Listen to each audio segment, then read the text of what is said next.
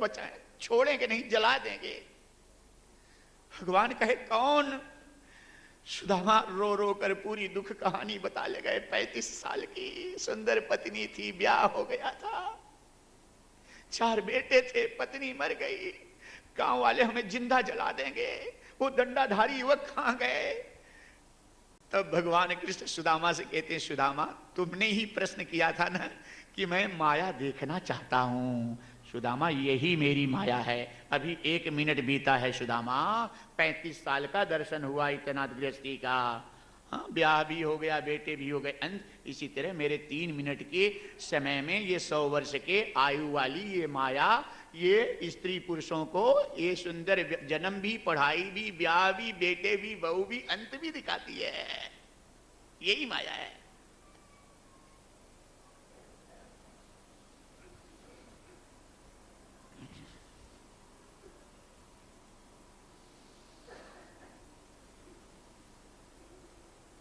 माता देवहूति कपिल भगवान से प्रश्न करते हैं कि हे पुत्र, यह मन तो बड़ा चंचल है, आपके इस गूढ़ रहस्य को कैसे स्वीकार करके आत्मा में लगाऊं बाहर से हटा करके? बाहर तो फंसा हुआ है, लगता ही नहीं।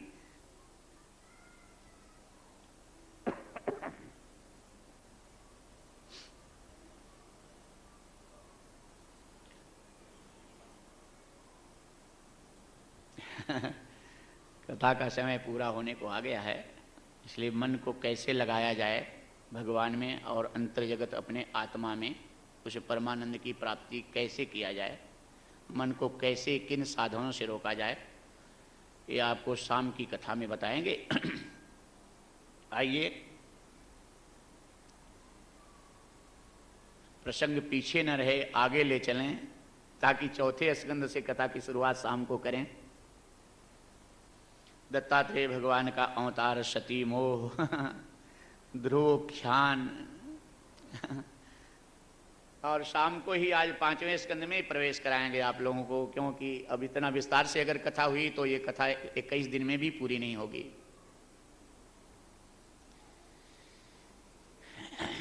इसीलिए अधिकांशतः 7 दिन का समय नहीं रखते, क्योंकि जब तक मुझे कथा कहने में आनंद नहीं मिलता तब तक श्रोताओं को कैसे मिलेगा। अधिकांशतः कम से कम 11 दिन, 15 दिन, 13 दिन की कथा रखते हैं, या कई दिन। अभी जामुड़िया में तो 26 दिवसीय कथा हुई है। 25 दिन की कथा थी भागवत, और 26वें दिन यज्ञ हवन हुआ है सामूहिक।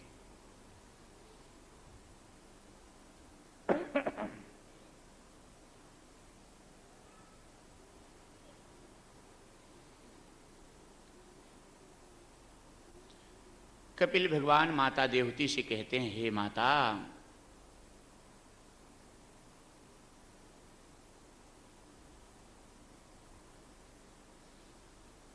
पिता के वीर्य और माता के रज का संयोग जब माता के गर्भ में होता है तो 5 दिन तक खौलते हुए पानी की स्थिति रहती है। 5वें दिन वह पानी एक बुल्ले का आकार पकड़ता है, और 10वें दिन यह बुल्ला माता के गर्भ में एक गांठ का आकार लेता है, और 15वें दिन माता के गर्भ में यह गांठ लंबी होती है। 1 महीना में सिर वाली होती है। दूसरे महीने में हाथ, पांव और इंद्रियों के निशान बनते हैं। तीसरे महीने में नाखून इत्यादि का विकास होता है, और चौथे महीने में माता के गर्भ में पूर्ण विकास होता है इंद्रियों का। जब पूर्ण पिंड शरीर बन जाता है, विकास होता है, तब 5वें महीने में उस शरीर में, पिंड में जीवात्मा का प्रवेश होता है। हे माता,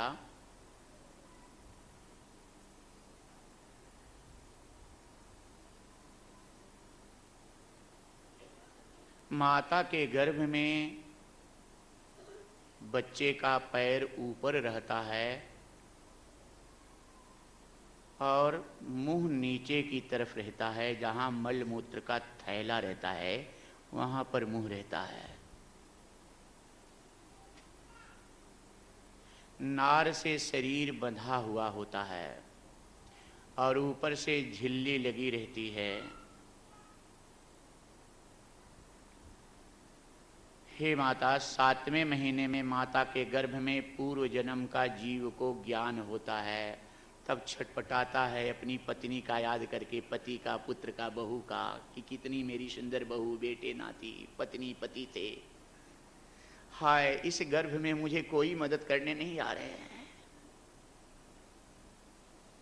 कितनी बड़ी मैं भूल किया कि इन स्वार्थी लोगों के साथ जीवन बिता दिया।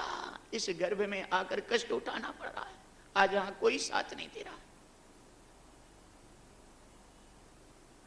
कपिल भगवान माता देवती से कहते हैं, माता, 8वें महीने में 100 जन्म पूर्व का ज्ञान होता है।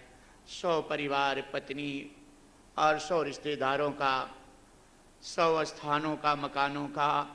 तब जीव अति व्याकुल हो जाता है। तब इसको पूर्ण वैराग्य हो जाता है और अधीर होकर प्रभु से प्रार्थना करने लगता है कि हे प्रभु, एक बार इस माता के गर्भ से, इस नरक से हमको बाहर निकाल दो। मेरी प्रार्थना एक बार सुन लो, फिर मैं संसार में आने के बाद इन मिथ्या झूठे फंसाने वाले नातेदारों के मोह बंधन में नहीं फंसूंगा। मैं आपके चरणों से नाता लगाऊंगा, सदगुरु के चरणों से नाता लगाऊंगा। सत्संग, भजन, कीर्तन, ध्यान, चिंतन के द्वारा इस माता के कभी गर्भ में न आने का मैं ऐसा कर्म करूंगा, ऐसा प्रयास करूंगा। मैं आपसे वादा करता हूं, एक बार मुझे इस कष्ट से बचा लीजिए प्रभु।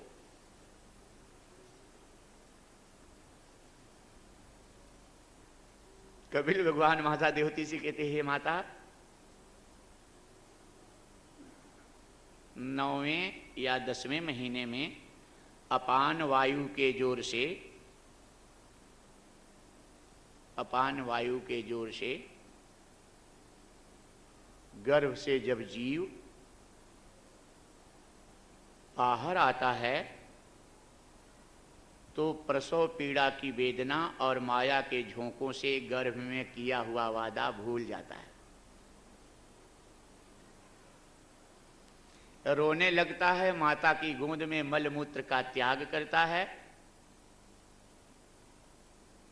थोड़ा और जब बड़ा होता है तो सब जैसे बताए कि ये माया के ठगहार, काका, ताता, ताऊ, चाचा, मम्मी बता बता कर नाता लगा देते हैं फिर से। और फिर पढ़ने से, विद्या से प्रेम किया। फिर बड़ा हुआ तो ब्याह हो गया, पत्नी मिल गई, पति मिल गया। और फिर बेटे हो गए तो बेटों को बड़ा और पालन पोषण। फिर बहू आ गई और फिर बहू के लिए फिर नाती के चक्कर में ऐसे झूठ, कपट, बेईमानी, 420, हाँ, इधर उधर करके मेहनत परिश्रम रातों दिन एक करके अपनी पत्नी, अपने बच्चों को प्रसन्न करने के लिए कि मुझको खूब प्रेम से पापा कहें, खूब प्रेम से मम्मी कहें, खूब प्रेम से माता जी कहें, दादाजी कहें, हाँ, उनको प्रेम से कहने के चक्कर में उनके पीछे पूरा समय जीव बिताया। फिर भगवान को भूल गया, सदगुरु संत को, सत्संग को भूल गया। और समय पूरा हो जाता है, यमराज के दूत जब इसको बांधने के लिए आते हैं तब ये छटपटाता है, लेकिन वहां किसी का बस नहीं चलता। यमराज के दूत इसे वहां से बांध कर ले जाते हैं। हे माता, मृत्यु लोक से यमलोक की दूरी 99,000 योजन है और ये जितनी दूरी है बालू की रेत जैसे गंगा जी के किनारे होती है वैसे ही पूरा रेतीला बालू का रास्ता है। जून महीने में दोपहर के समय, हाँ, खुले आकाश में जैसे सूरज तपते हैं और गर्मी भयंकर होती है, उसी जून महीने के दोपहर के सूर्य की तरह उस रास्ते में 12 सूर्य तपते रहते हैं और उसकी तेज तपन से आग से भी ज्यादा भयंकर वह बालू लाल हुई रहती है।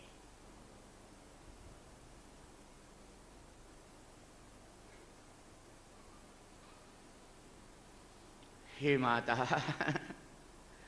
नंगे पांव नंगे बदन जीव को यमराज के दूत जब पीछे से कोड़ा मारते हुए ले जाने लगते हैं, पांव में फफोड़ा पड़ जाता है, गर्मी से गला सूख जाता है, प्यास से मुंह सूख जाता है, भूख से जीव तड़प उठता है, आगे कदम नहीं बढ़ता। तब पीछे अपनी पत्नी, अपने पति, अपने पुत्र बहू की तरफ देखकर जीव छटपटाता है कि हाय, तुम्हारे लिए मैंने क्या क्या मेहनत नहीं किया, तुम्हारे लिए मैंने क्या क्या नहीं किया, आज इस संकट के समय मेरी मदद करने के लिए कोई नहीं आ रहे हो। तब यमराज के दूत पीछे से कोड़े मारते हैं कि मूर्ख, ये जितने नातेदार हैं अपने स्वार्थ और प्रारब्ध के हैं, ये तुम्हारा यहाँ साथ देने नहीं आएंगे। यहाँ साथ देने के लिए जो तूने सत्संग और भक्ति की, भगवान की ध्यान पूजन की, पुण्य की पूंजी जो थी वो तो बनाया ही नहीं तूने। कहीं कहीं तलवार के धार की तरह पत्ते वाले एकाध वृक्ष होते हैं उस रास्ते में, और वृक्षों को देखकर जीव जब उधर भागता है कि थोड़ी सी छाया में खड़ा हो जाऊं, थोड़ी सी शीतलता ले लूं इस तपती इस गर्मी से, तो हल्की सी हवा पर,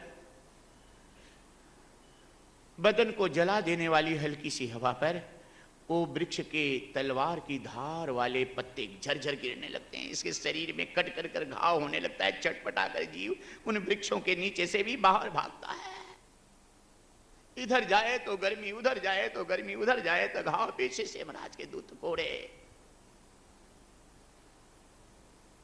ये माता कफ, पित्त, रक्त, मूत्र और थूक के मिश्रण के सड़े हुए पानी के लाल रंग की नदी वहां सामने आती है, जिसमें इस तरह इन कफ, पित्त और मूत्र और थूक से सड़े हुए पानी उसमें लाल रंग का रहता है, जिसमें दुर्गंध और तेज रहता है। घाव में तेज तिरह लगता है वह पानी, और बल्लम की नोक की तरह लाल मुंह वाले बड़े बड़े उसमें जंतु रहते हैं, कीड़े रहते हैं, सांप रहते हैं। जैसे ही यमराज के दूत उस जीव को उस नदी में ले जाकर प्रवेश करते हैं, वैसे ही ये सारे कीड़े दौड़ कर इनके घाव में, बदन में अपने बल्लम की तरह मुंह को चुभा देते हैं, और भयंकर विष से कराह कर पीड़ित त्रसित होकर जीव बचाओ बचाओ त्राही त्राही करने लगता है। और वहां एक ही तरफ नहीं, चारों तरफ से यही करुण क्रंदन की आवाज उस नदी में आती है। जीव अपने परिवार की तरफ देखता है, अपनी पत्नी, पुत्र, अपनी बहू, बेटों की तरफ, पति की तरफ, क्या है कितना इनके साथ मैंने त्याग मेहनत किया, आज कोई मेरी सहायता मदद के लिए नहीं आ रहा।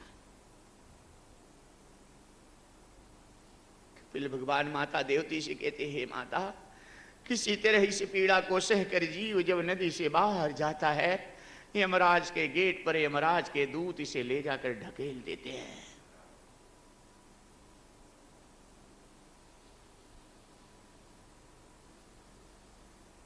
यमराज इस जीव के स्वचालित टेप रिकॉर्ड की बटन को दबा देते हैं। टेप रिकॉर्ड जानते हैं ना,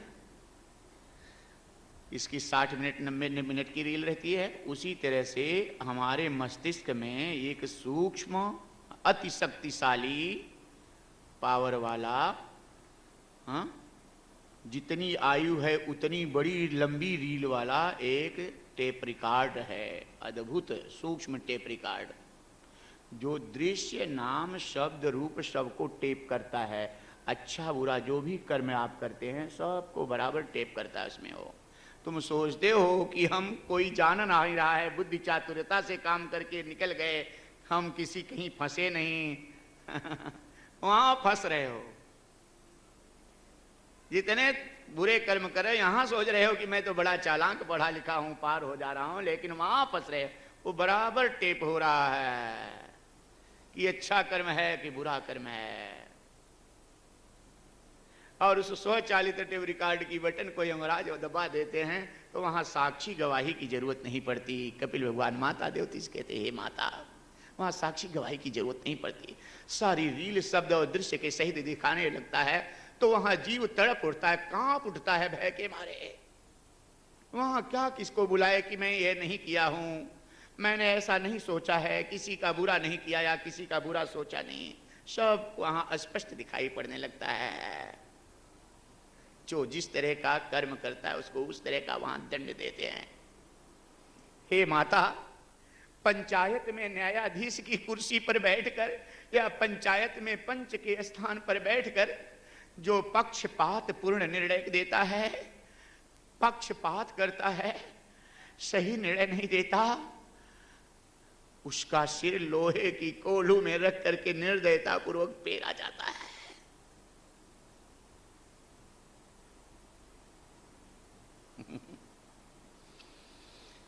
हे माता, जो स्त्री पराये पुरुष के शास्त्र प्रसंग करती है, लोहे का पुरुष बनाकर आग की गोलों की तरह लाल करके उसके शरीर से बांध दिया जाता है, तड़प उठता है जीव। हे माता, जो पुरुष पराये स्त्री के साथ प्रसंग करता है, लोहे की स्त्री बनाकर आग के गोलों से भी भयंकर लाल स्थिति में उसके शरीर से बांध दिया जाता है, तड़पता है जीव, छटपटाता है, कराता है। हे माता, जो जीव जीव हिंसा करता है, आग के गोलों पर नंगे बदन उसे लिटा दिया जाता है, शरीर में उसके फफोड़े पड़ जाते हैं, फफोड़ों पर जलता हुआ तेल छिड़कता है, फफोड़े जब फूट जाते हैं तो उसके ऊपर नमक फेंका जाता है और मिर्ची की बुक्की डाली कराता है, जीव छटपटाता है। हे माता, इसी तरह से 28 तरह के नरक हैं। उन नरकों में जो जिस तरह का कर्म करता है कोई बचता नहीं, उस तरह का उसको फल भोगना पड़ता है। इसलिए मानव तन पा करके उस यम द्वार पे न जाना पड़े, यम लोक की उस रास्ते की यातना न सहनी पड़े, उन नरक में हमें कष्ट न उठाना पड़े। इसलिए हे माता और हे भक्तगण, तुम मानव तन पा करके तुम्हारे पास सुंदर समय अभी बका है। आगे जो भी आपने पाप किया है, लेकिन आगे आने वाले समय के लिए समर्पित भाव से श्याम के चरणों में हो जाओ। जो भक्तगण यह कथा सुन रहे हैं उनको इतना व्याकुल होकर के भयभीत नहीं होना है कि नरक में जाना होगा। आप लोगों से दुष्कर्म पाप हुआ होगा तो कोई घबराना नहीं है। पुण्य भी आपने किया है, जो सदगुरु के पास तक पहुंच गए हैं, जो सत्संग तक इस भागवत कथा की गंगा के तट पर पहुंच गए हैं। आप लोगों को यम द्वार पर यमलोक नहीं जाना होगा, आप लोगों को नरक में नहीं जाना होगा। कितना भी बड़ा पापी हो, आपने पाप किया होगा ठीक है, लेकिन पूतना जैसा पाप तो किसी ने नहीं किया होगा, जो स्तन में विष लगाकर भगवान को मारने के लिए स्वयं चली गई थी। जब उसका उद्धार कर दिए तो उन श्याम की शरण में तुम आ गए हो, उन कन्हैया की शरण में तुम आ गए हो। समर्पित हो जाओ, तुम्हारा कल्याण तो पक्का है।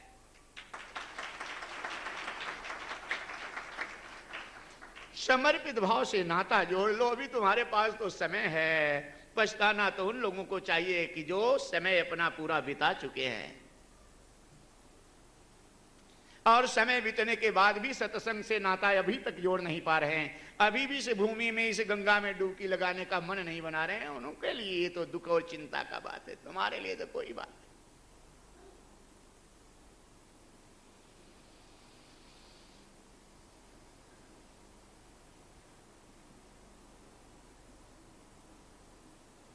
बहुत समय होता जा रहा है, इसलिए वाणी को विराम देते हैं। इस कथा के रहस्य को आगे 3 बजे से आपको शाम की कथा में सुनाएंगे।